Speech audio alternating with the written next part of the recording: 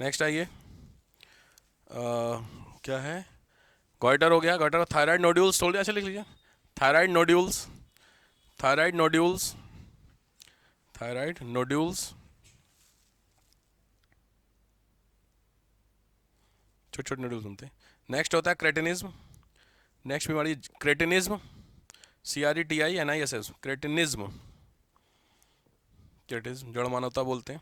आपने वो देखे डाउन सिंड्रोम वाले बच्चे अप्रॉक्स, उस तरीके का कैरेक्टर डेवलप हो जाता है, तो लिख लीजिए, character look like down syndrome, छोटे से होते हैं, सर बड़ा होता है, शरीर थोड़ा फूला रहता है, समझ गए, स्पेशल चाइल्ड बोले जाते हैं। मिक्सिडीमा, नेक्स्ट बीमारी है मिक्सिडीमा, MYXDOWN, डाउन सिंड्रोम, क्या लिखे हो, mixie, MYXE, मिक्सिडीमा, DEMA, mixie. Next disease है मिक्सिडीमा, ये भी होता है less release of thyroxine, thyroxine का कम होने से, मिक्सिडीमा थायरॉक्सिन के कम होने से। दिक्कत यहाँ तक इस लेवल की आती है कि आपका हार्ट जो होता है वो भी कम पंप करता है इस वाली बीमारी में, less heart beat, heart beat आपका प्रॉपरली पंप नहीं करता है इस बीमारी में, तो समस्याएं हैं, हार्ट बीट होनी चाहिए प्रॉपर, एक हार्ट बीट आपकी। चल हो गया, हटाऊं, नेक्स्ट आ जाओ, नेक्स्ट है आपका पैराथायराइड ग्लैंड, नेक्स्ट हेडिंग डालिए parathyroid gland, parathyroid gland, thyroid gland आपने देखी है, उसी से जस्ट स्टडी होती है थायराइड ग्लैंड, पैराथायराइड।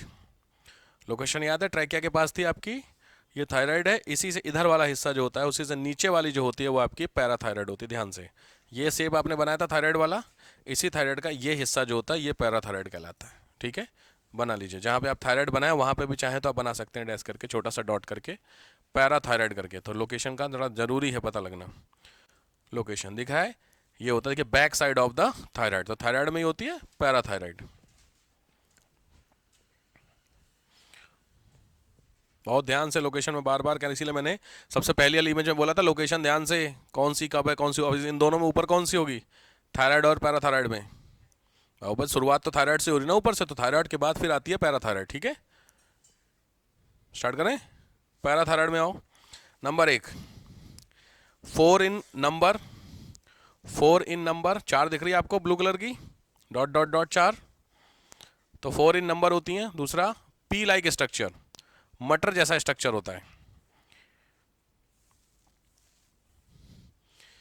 हार्मोन जो रिलीज करते हैं उसका नाम है पैराथॉर्मोन, पैराथॉर्मोन जो हार्मोन रिलीज होता है, parathormone, PTH, also known as Collip hormone, also known as Collip, COLLIP, Collip hormone भी इसको बोलते हैं, कॉलिप हार्मोन,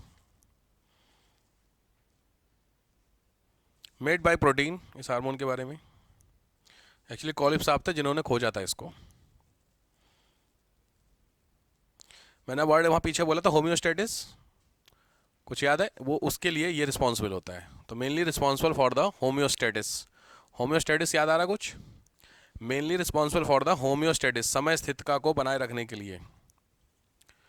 समय स्थितिका का मतलब होता है बॉडी टेम्परेचर, आपकी बॉडी गर्मियों में 100 डिग्री हो जाती है, सर्दियों में -100, तो नॉर्मल रहती है ना, बॉडी का एवरेज टेम्परेचर कितना होता है 37, क्या सेल्सियस, बिल्कुल 37.6 सुना है आप लोगों ने मोटा मोटी, तो 37 डिग्री होता है, सर्दियों में कितना होता होगा, 37 से थोड़ा सा कम होगा भाई, 35-36 होगा, गर्मियों में 38-40 होगा, यही होगा ना, थोड़ा सा हो सकता है एक्सटर्नल, बट 40 से बढ़ के 100 तो नहीं होता ना, तो वही, तो ये जो बैलेंसिंग है, इस बैलेंसिंग प्रोसेस को बोलते हैं जो आपने लिखा हुआ है, ठीक है, तो ये काम करने का काम ये करता है होम्योस्टेटिस के लिए। ऑब्वियस बात है, होम्योस्टेटिस की प्रोसेस को मेंटेन करने के लिए कुछ एक एक्टिविटी बॉडी में करनी होगी, गर्मियों में आपकी हार्ट बीट बढ़ती है घटती है, क्या लगता है आपको, गर्मियां जब होती हैं तो आपकी हार्ट बीट बढ़ेगी या घटेगी, होता है घटती बढ़ती है, इसको मत सोचना कि हार्ट बीट नहीं बढ़ेगी घटेगी, एवरेज बता रहा हूँ 72 की 80 हो जाती है, इससे ज़्यादा नहीं, 72 से 400 हो जाए, लॉजिक है गर्मियों में बढ़ती है, डिहाइड्रेशन के कारण पानी की कमी होती है, तो उस कमी को पूरा करने के लिए ब्लड सर्कुलेशन तेज हो जाता है, सिंपल बात है, तो बढ़ती है, सर्दियों में कम हो, सोते समय क्या होती है, बढ़ती घटती, कभी कैलकुलेट किए हो, हम तो सो रहे, हम कैसे नाप लें, तो अपने घर वालों को बोल देना कि वो एक बार नाप सकते हैं, स्फिग्नोमैनोमीटर पता है वो ऐसे करके हार्ट बीट वाला, आजकल तो आता है वो, वॉच में आ गया। अच्छा स्मार्ट वॉच, वो सही होता है क्या? मेरे को टाइम पास लगता है, पता नहीं क्यों यार, क्योंकि नाड़ी इधर लगा ऐसे रहते हैं यार, ना कैसे रहा यार।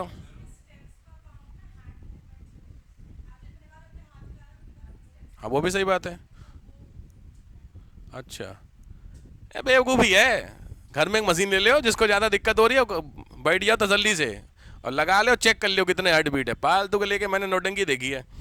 उसमें आदमी पहले मरेगा मेरे को लगता है स्मार्ट वॉच पहन के। भाई उसमें ऊपर नीचे कुछ भी हो रहा है, हार्ट बीट बढ़ के तुम कहा यार ये तो बढ़ गई, कुछ भी नहीं करता, अचानक से आया बढ़ गई, कॉमन सेंस से बढ़ गई। आप उसमें सबसे बड़ी दिक्कत क्या पता, जब आपको बीमारी होगी आप तभी नॉर्मली हार्ट बीट चेक करते हैं। बीपी आप कब चेक करते हैं? जब आपको कुछ होता है, डॉक्टर के पास जाते हो, वहां पे लगा रखे आपने हाथ में, आप हर 10 मिनट में चेक कर रहे हैं। अब नॉर्मल किसी सिचुएशन अचानक से बीपी किसी कारण से बढ़ा आपका, और आपने क्या नजर उसी पे, आप बोले अरे बाप रे 130 हो गया मेरा बीपी, अब उस सोच सोच के तुमने बीपी और 150 कर लिया उसको। तो ये सब फालतू के धोखे पहना हुआ है ना।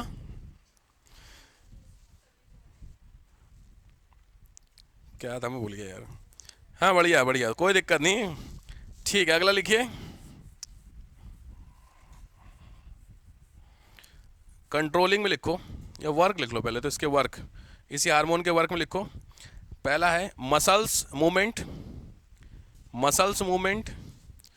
दूसरा है मसल मूवमेंट, हार्ट बीट, हृदय स्पंदन, heart beat. Blood clotting, blood clot.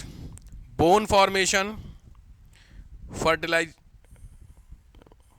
Bone formation तो लिखिए, बोन फॉर्मेशन, हड्डी। कितना होना चाहिए तो लिख लो 10 mg/100 ml, ये भी होना चाहिए अमाउंट, 10 mg/100 ml ब्लड। ठीक है,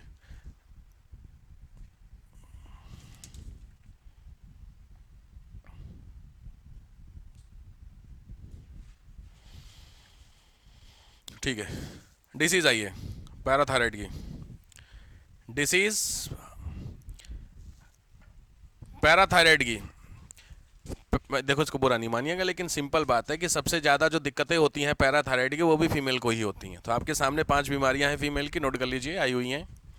पांचों बीमारी में सिम्टम है, वैसे बीमारी के सिम्टम ऐसे नाम है, बीमारी का जो नाम बता दूं तो उसको बोलते हैं हाइपर, वही हाइपर पैराथायरॉयडिज्म, बीमारी का नाम है हाइपर पैराथायरॉयडिज्म। उसके सिम्टम आपके लिखे हुए हैं, जनरली सिम्टम सेम ही होते हैं, सब बीमारियों के एक ही होते हैं ना। 4 5 6 सिम्टम याद कर लो, सब बीमारी में सेट होंगे आपके, है कि नहीं है? चक्कर आना, थकान लगना, बुखार आना, सर दर्द होना, उल्टी आना।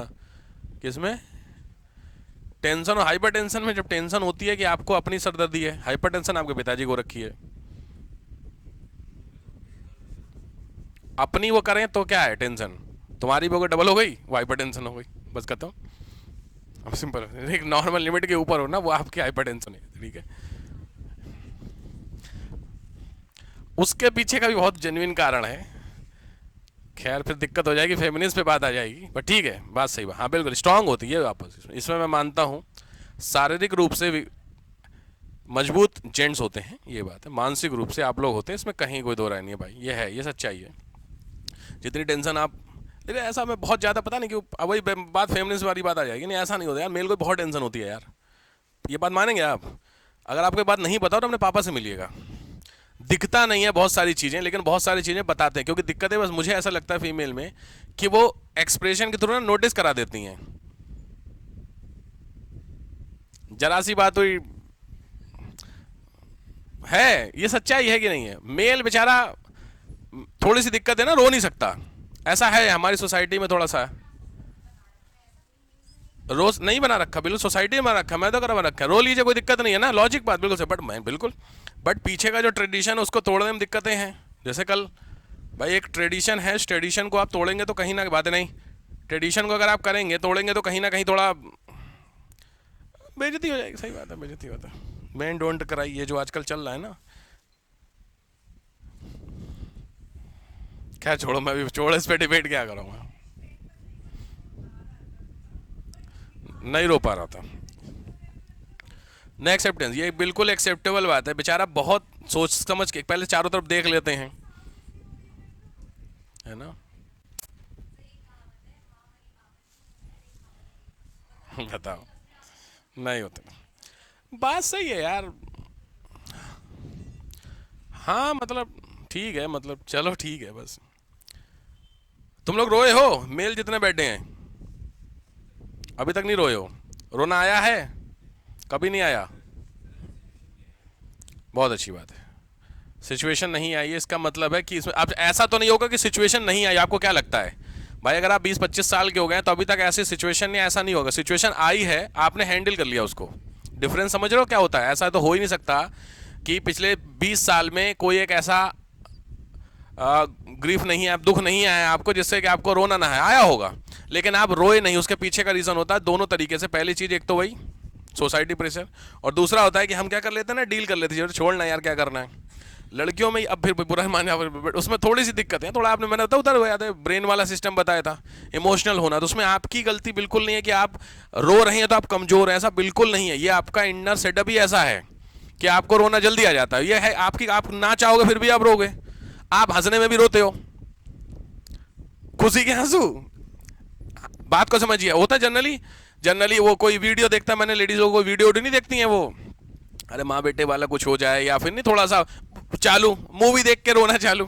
क्यों? लॉजिकली इसमें आपकी गलती नहीं है। ऐसा नहीं है आप रोना चाह रहे हो, बट ऑटोमेटिक सिस्टम है वो।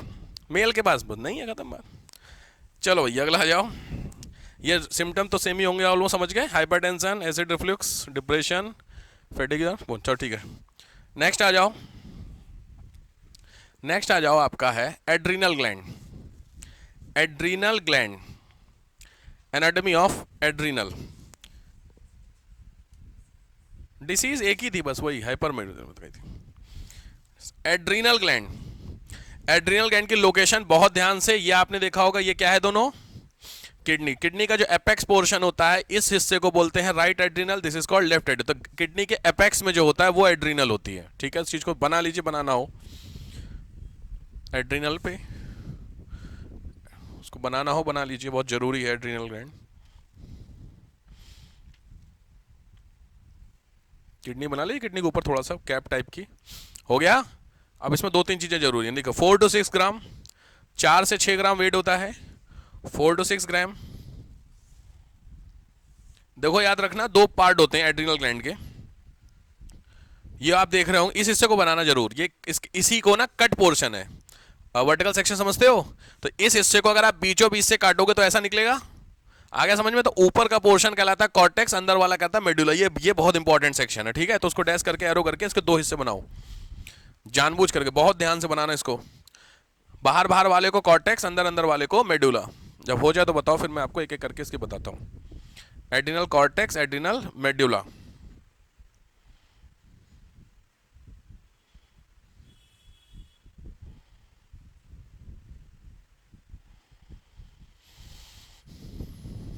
Adrenal cortex, adrenal medulla.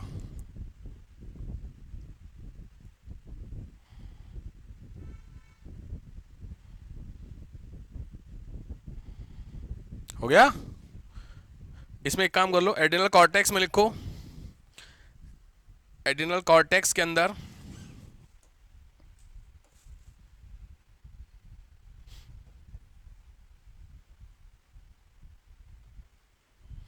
Adrenal cortex में लिखो, ये है ना एड्रिनल कॉर्टेक्स, इसके 3 पार्ट। इसके 3 पार्ट में तीन तरीके के हार्मोन होते हैं। पहले होते हैं मिनरल मिनरल कॉर्टिकॉइड्स। दूसरे होते हैं ग्लूकोकॉर्टिकॉइड्स। और तीस होते हैं सेक्सुअल हार्मोन। 3 हार्मोन्स होते हैं। कौन कौन से होते हैं? पहला ये है आपका aldo sterol, cortisol, corticosterol, cortisol plus cortico corticosterol. और ये आपने पीछे लिखे थे androgen on plus estrogen, estrogen और एंड्रोजन, ठीक है। अब आप मेड्यूला में, मेड्यूला में दो हिस्से होते हैं। पहला होता है एपिनेफ्रिन, सीधे नाम होता है एपिनेफ्रिन, एपिनेफ्रिन पहला होता है, और दूसरा होता है नॉर एपिनेफ्रिन। वैसे नॉर एपिनेफ्रिन, ये हार्मोन्स होते हैं मेडुला एंड कॉर्टेक्स के, मेडुला और कॉर्टेक्स के। तो एल्डोस्टेरोल, कॉर्टिसोल, कॉर्टिकोस्टेरोल, एंड्रोजन, एस्ट्रोजन हो गया, बन गए। चलो अब एक एक करके पढ़ते हैं, हटाओ इसको, लिखिए।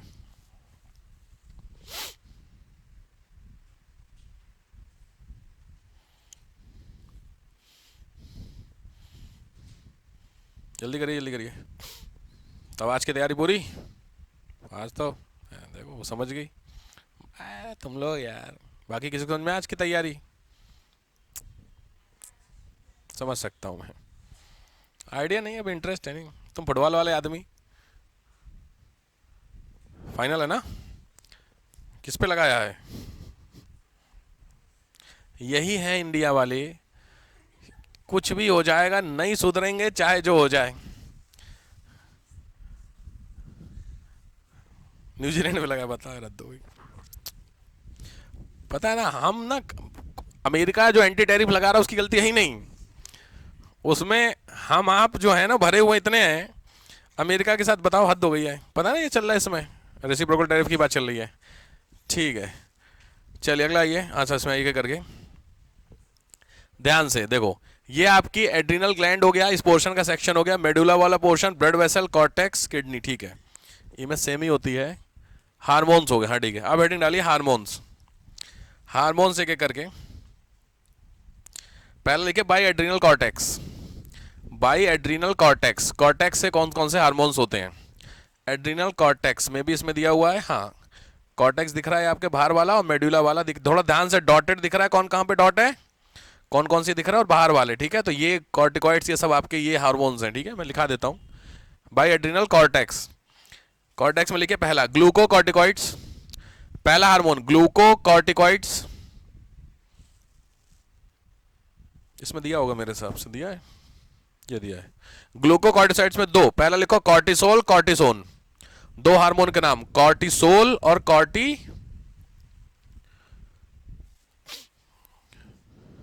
ध्यान से लिखने का, एसओएल एक एसओएनई है, डिफरेंस है, ठीक है, कॉर्टिसोन और कॉर्टिसोल, इसके बारे में नाम है। ग्लूको तो कुछ समझ में आ रहा होगा, ग्लूकोज से रिलेटेड कुछ होगा, तो लिखो मेटाबॉलिज्म ऑफ ग्लूकोज।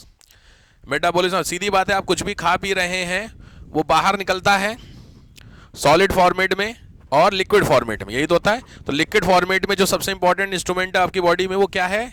जो फिल्ट्रेशन का काम करता है। अरे क्या फिल्टर करता है यूरिन तुम्हारा? यार किडनी ना, हद हो गई है कॉमन, ये क्या पढ़ रहे हो? वही तो पढ़ रहे हो ना। तो किडनी के ऊपर ही तो लगा हुआ है, इसका मतलब है ग्लूकोज जो होगा उसकी एक लिमिटेड होगी, एक्सेस ग्लूकोज को बाहर करना, कम से कम जितना नीड हो उतना रखना। तो ये करेगा कहाँ पे? जहाँ पे फिल्टर लगा होगा वही, और फिल्टर लगा कहाँ पे? आपका किडनी, समझ गए? तो ये इस लिख लिखे, मेन चीज के लिखियो, मेटाबॉलिज्म ऑफ ग्लूकोज, समझ गए। दूसरा लिखो मिनरलोकॉर्टिकॉइड्स, मिनरलोकॉर्टिकॉइड्स, ध्यान से थोड़ा नाम लिखना भाई। पहला है एल्डोस्टेरोन, एल्डोस्टेरोन पीछे दिख रहा है सबको, एल्डोस्टेरोन मैं जूम कर दूं, यह है एल्डोस्टेरोन, और दूसरा है कॉर्टिकोस्टेरोन, एल्डोस्टेरोन और कॉर्टिकोस्टेरोन। भाई सिंपल है, आप अगर किडनी पढ़ रहे हैं या कोई भी इस तरीके का हार्मोन्स पढ़ रहे हैं जो किडनी फंक्शन से रिलेटेड है, तो कॉमन सेंस ये कहता है फिर कि बॉस ये जो हार्मोन्स होते हैं इसका मेजर फंक्शन क्या होगा? काम करना। अच्छा अच्छा, इसी में से हो रहा है ना, ठीक है ठीक है। तो नाम क्या आपने लिखा हुआ है आपका? मिनरलोकॉर्टिकॉइड्स। इसकी बात है जो हम खा पी रहे हैं उसमें मिनरल्स भी होंगे, खास करके देखो मैंने अभी फिर पीछे वर्ड यूज किया कि जो मिनरल्स होते हैं किसमें मिलते हैं? मेनली पानी, और पानी को फिल्टर करता कौन? किडनी। तो अल्टीमेटली किडनी पे आ रहा है कि नहीं आ रहा? बस सेम बात हो रही है, ठीक है। तो मिनरल कॉर्टिकॉइड्स में मैं दो तीन चीज लिखो, Na, K और Cl, तीन मिनरल्स हैं, Na, K और Cl, Na, K और Cl, इन तीनों मिनरल्स को प्रॉपर रेशियो, इन तीनों मिनरल्स का प्रॉपर रेशियो मेंटेन करने का काम मिनरलोकॉर्टिकॉइड्स करते हैं। ठीक है, ये दोनों क्यों जरूरी होते हैं, तो लिखो टू बैलेंस द बीपी। ये तीनों जो आयंस होते हैं ये बीपी को बैलेंस करने के लिए जरूरी होते हैं, to balance the BP. Osmotic pressure समझते हो, ऑस्मोसिस समझते हो? ठीक है, तो ये हो गया एड्रिनल कॉर्टेक्स के, पहला हो गया ग्लूकोकॉर्टिकॉइड, दूसरे मिनरलो। ठीक है, तीसरे लिखे sex hormones. Third is sex hormone, इसमें दिया है कहीं, ये ऊपर लिखा सेक्स हार्मोन, एस्ट्रोजन और टेस्टोस्टेरोन, वही मेल फीमेल वाले सेम। इंड्यूस करते हैं, बनाता हूं सीधे याद रखिएगा, इंड्यूस करते हैं ये। बनाता कौन था पीछे याद आ रहा? अरे पिट्यूटरी वाला, ध्यान से ये वाले। ठीक है, तो लिखिएगा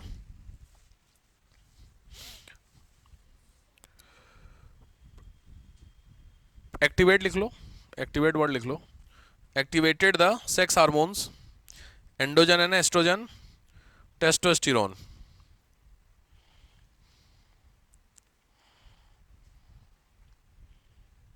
डन, ये हो गया आपके पहले कौन से सेक्शन हो गए? कॉर्टेक्स के। दूसरा लिखो मेडुला के, मेडुला एड्रिनल मेडुला के